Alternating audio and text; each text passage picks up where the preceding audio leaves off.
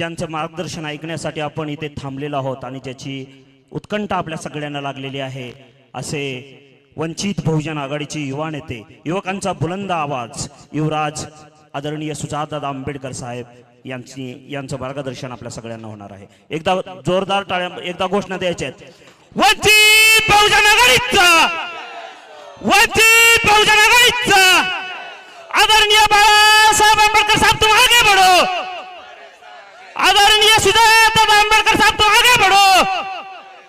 धन्यवाद। आदरणीय दादांना मार्गदर्शन करण्यासाठी मी बोलत आहे। दादा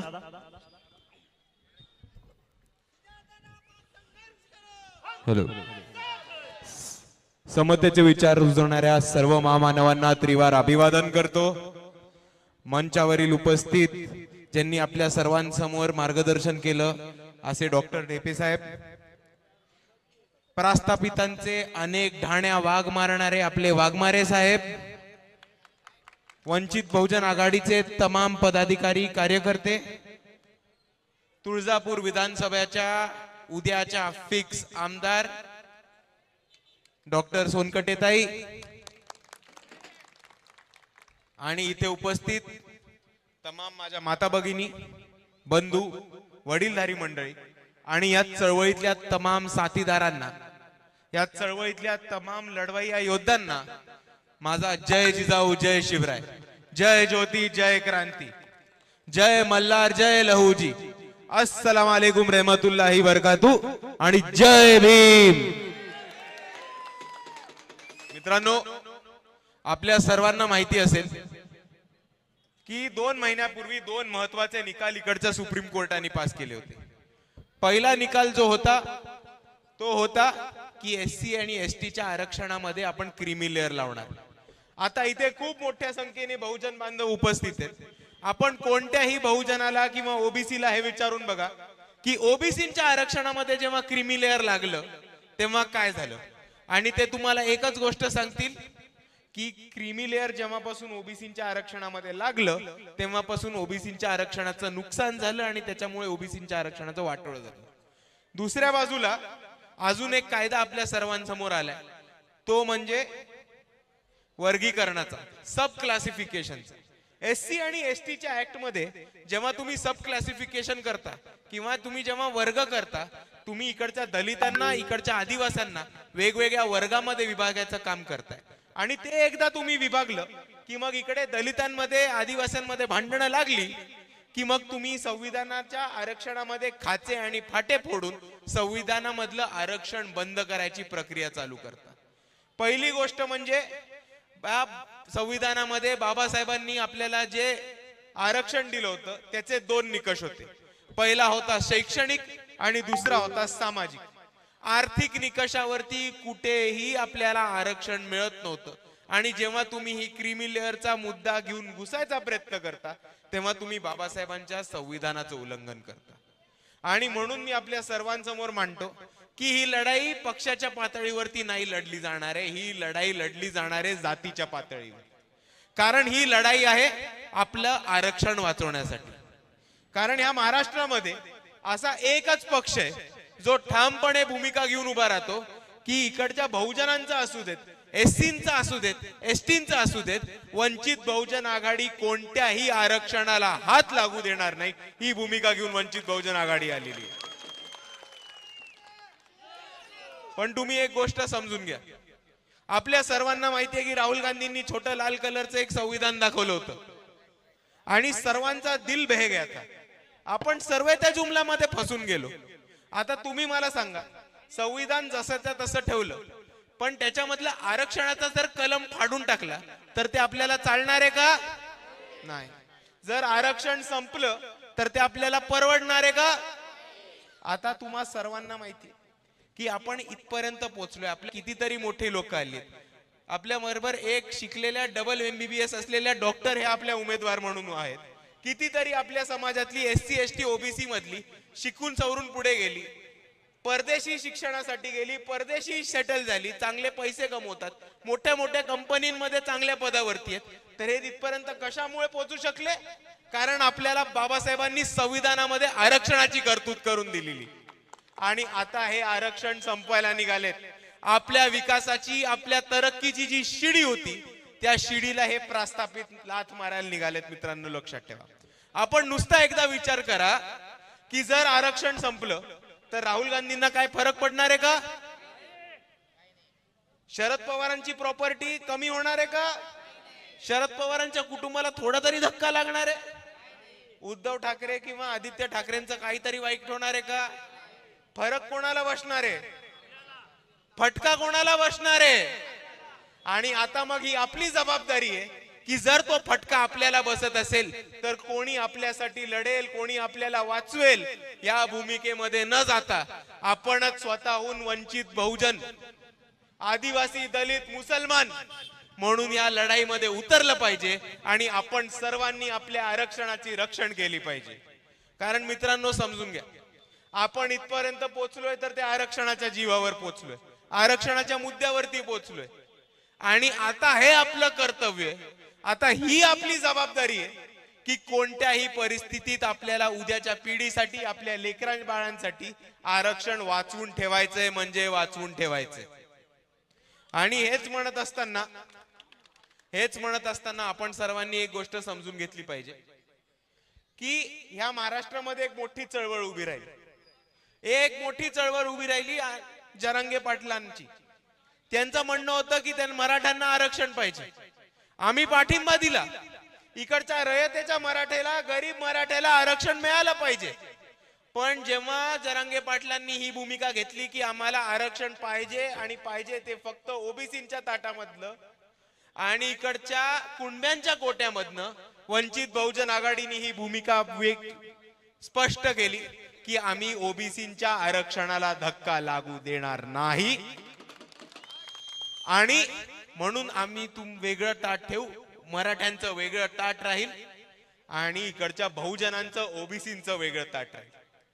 पण तुम्ही ताटाचा जरा विचार केला तर ताटापेक्षा इकडे एक मोठा खेळ चालू आहे आता, आणि तो म्हणजे ह्या दोन पक्ष जे आहेत, महाविकास आघाडी आणि महायुती, या दोघांनी ह्या महाराष्ट्रामध्ये मराठ्यांची खानावळ उभी करून ठेवली. समजून घ्या, या दोन लोकांनी मराठ्यांची खानावळ उघडून ठेवली. एक मराठ्यांची खानावळ चालवतात एकनाथ शिंदे आणि त्यांचे उपरे आहेत देवेंद्र फडणवीस. दुसरी मराठ्यांची खानावळ चालवतात शरद पवार आणि त्यांचे उपरे आहेत उद्धव बाळासाहेब ठाकरे. पण आपण इतके वर्ष मराठ्यांच्या खानावळीमध्ये लाईनीत थांबलो, इतके वर्ष आपण मराठ्यांच्या खानावळीमध्ये थांबलो, आपल्या ताटात काही पडलं का? आपल्याला जेवायला मिळालं का? इतके वर्ष मराठ्यांच्या खानावळीमध्ये आपण लाईन लावून उभे होतो, तरी इकडचा वंचित, इकडचा बहुजन, इकडचा मुसलमान, इकडचा आदिवासी, इकडचा दलित हा उपाशीच पोटात राहिला गेला होता.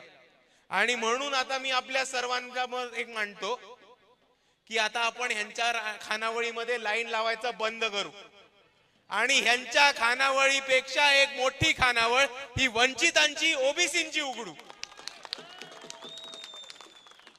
आणि आपण समजून घ्या, वंचितांच्या खानावळीमध्ये आपलंच ताट, आपलंच जेवण, आपलाच वाढपी, आपलाच आचारी, आपली चूल, आपलंच मटण आणि बोकड सुद्धा आपलं.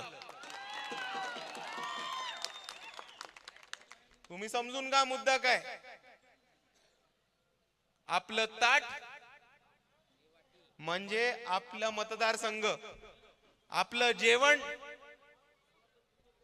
म्हणजे आपलं मत, आपले आचारी आणि आपले वाढपी म्हणजे आपल्या उमेदवार, आणि आपली खानावळ म्हणजे आपला पक्ष वंचित बहुजन आघाडी. आणि आता आपण समजून घ्या की आता आपली लढाई इकडच्या प्रस्थापितांची आहे. जिंकायचंय की नाही जिंकायचंय? ताईंना जिंकून देणार की नाही देणार? आता आपल्याला डोक्याने काम करायचंय. प्रत्येक निवडणूक येते डॉक्टर साहेब, प्रत्येक निवडणूक येते आणि प्रत्येक निवडणुकीमध्ये इकडचा एक बहुजन खुश होतो की मराठ्यांच्या समोर स्ट्रॉंग 5-5 आलेत, यांच्या शर्यतीमध्ये आपण निवडून जाऊ. दरवेळेस असं होतं की नाही की समोर 5-5 स्ट्रॉंग मराठी आले, हा पाटील, तो पाटील, हा निंबाळकर, तो निंबाळकर, सगळे येतात. पण निघता एकच पाटील, आपल्या बहुजनांना काही नाही मिळत. तर आता ही ह्याला म्हणतात पॉलिटिकल मॅच्युरिटी किंवा राजकीय शहाणपण. मामा तुम्ही सांगितलं, माझी सांगायची काय गरज नाही. आता आपण समजून घ्या, यांच्यामध्ये एक पॉलिटिकल मॅच्युरिटी असते की 5-5 स्ट्रॉंग मराठा जरी उभे राहिले तरी रातोरात सर्वे बसतात आणि ठरवतात कोणाला चालवायचं कोणाला काढायचं. आणि आता या इकडच्या मराठ्यांना आपल्याला सांगायची वेळ आलेली आहे की पॉलिटिकल मॅच्युरिटी, राजकीय शहाणपण हे इकडच्या बहुजनांमध्ये सुद्धा आलंय. आणि आमचं ठरलंय की तुळजापूर मध्ये फक्त डॉक्टर स्नेहाताईच चालणार. आणि ह्याच्यासाठी आपल्या सर्वांना एकत्र येऊन काम करायची गरज आहे. आपल्या सर्वांना बहुजनांची एकता आणि बहुजनांची ताकद दाखवायची गरज आहे. जितके मोठे छोटे बहुजन गट असतील, वंचितातले घटक असतील, मायक्रो ओबीसी असतील, साळी माळी तेळी कुंभार, चर्मकार मातंग बौद्ध, कैकाडी घिसाडी कोलाटी तिरमाळी, या सर्वांची पारधी, या सर्वांची एक मूठ बांधून आपल्याला वंचितांचा गड बांधायचा आहे. आणि कोणत्याही परिस्थितीमध्ये ह्या निवडणुकीमध्ये जिंकायचंय म्हणजे जिंकायचंय. आणि आपण सर्व बघता की डॉक्टर ताईंच्या मागे मोठी वंचितांची एक मूठ जमलेली आहे. मोठी वंचितांची मूठ जमलेली आहे आणि डॉक्टर ताईंची सीट लागणार म्हणजे लागणार अशी परिस्थिती आलेली आहे. पण ह्याच्यामुळे एक गोष्ट झाली की इकडच्या प्रस्थापितांची फाटली आहे. आणि इकडचं प्रशासन, इलेक्शन कमिशन, पोलीस यांनी सगळं आमच्या विरोधात फिरवलंय.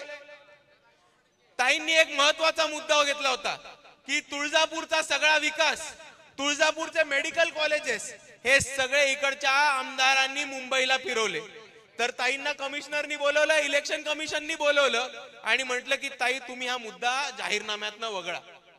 आता इकडे मला सांगा, इलेक्शन कमिशनला आणि इकडच्या कमिशनरला कोणी अधिकार दिलाय की ते सांगणार वंचित बहुजन आघाडी कशाबद्दल बोलणार आणि कशाबद्दल नाही?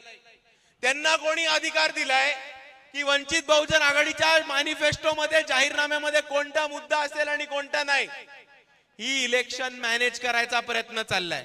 आणि हे दबाव तंत्र, हे पोलीस प्रशासनाचा दबाव हे तेव्हाच वापरतात जेव्हा इकडच्या प्रस्थापितांच्या पायाखालची जमीन सरकते आणि त्यांना हे कळतं की इकडे एक वंचित, इकडे एक बहुजन हा जिंकून येतोय. पण इकडच्या पोलीस प्रशासनाला, रिटर्निंग ऑफिसरांना, इलेक्शन कमिशनच्या लोकांना आणि तमाम प्रशासनाला मला एकच गोष्ट सांगायची आहे की राणा पाटील परत आमदार म्हणून निवडून येत नाहीत.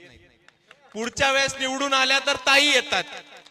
आणि मग एकदा ताई आल्या आणि इकडच्या पोलीस प्रशासनाचा आणि इकडच्या आमदारांचा तुमच्या डोक्यावरनं हात हटला की तुमची गाठ माझ्याशी आहे, एवढं लक्षात ठेवा.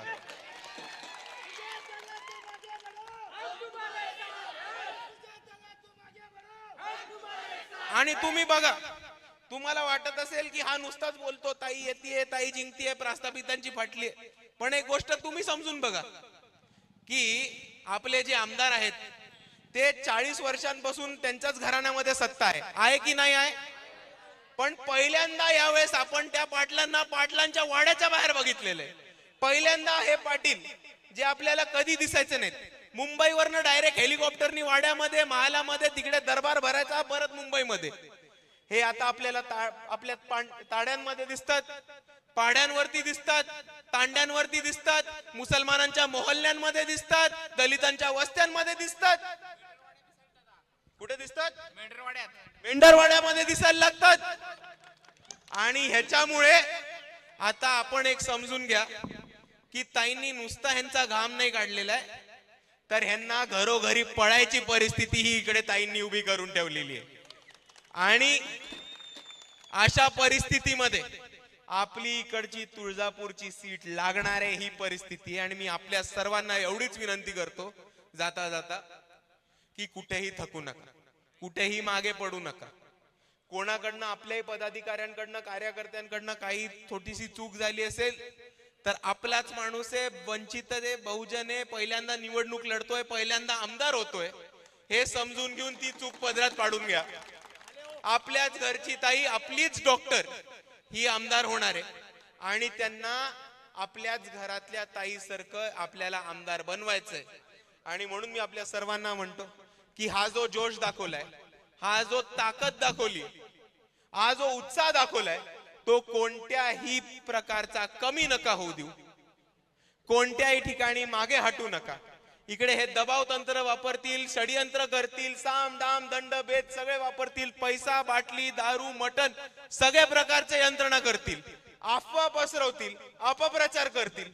पण तुम्ही ह्या सगळ्या तंत्रांना बळी नाही पडलात, तुम्ही या सगळ्या तंत्रांना बळी नाही पडलात तर डॉक्टर स्नेहाताईंना तुळजापूरचा आमदार होण्यापासून कोणाचा बाप थांबू नाही शकत हे आपण सर्वांनी लक्षात ठेवा. आणि जाता जाता एक शेवटचा मुद्दा सांगून जातो. एक छोटस माझ्याकडे राज आहे, छोटस सिक्रेट आहे, तेवढं सांगून जातो. सांगू का? सांगू का?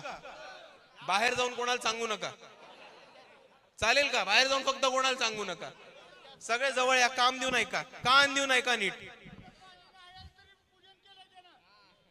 सगळ्यांनी नीट ऐका. बाहेर जाऊन नाही सांगणार ना? ठीक आहे. तर आतमधला राज असा आहे की काँग्रेसचे जे उमेदवार आहेत त्यांना बरेचसे पैसे देऊन इकडच्या आमदारांनी मॅनेज केलेलं आहे. आणि आताची जी लढाई आहे ती आपल्या आणि भाजपमध्ये आहे. आणि धीरज पाटील हे मॅनेज झालेत म्हणून त्यांच्याकडे कोणी जाऊ नका, हे आपल्याला एवढीच शेवटची विनंती करतो आणि माझं भाषण थांबवतो. जय भीम, जय संविधान.